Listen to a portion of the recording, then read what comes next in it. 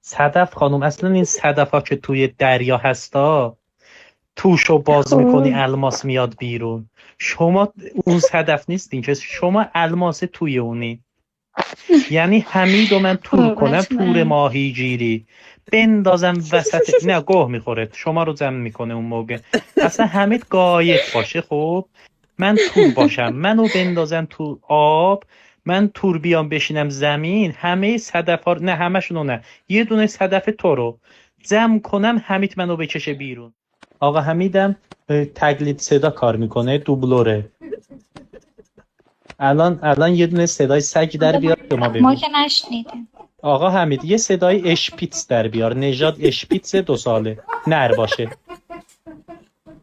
یه نژاد اشپیتز قهوه‌ای نر 2 ساله رو در میار یا حمید.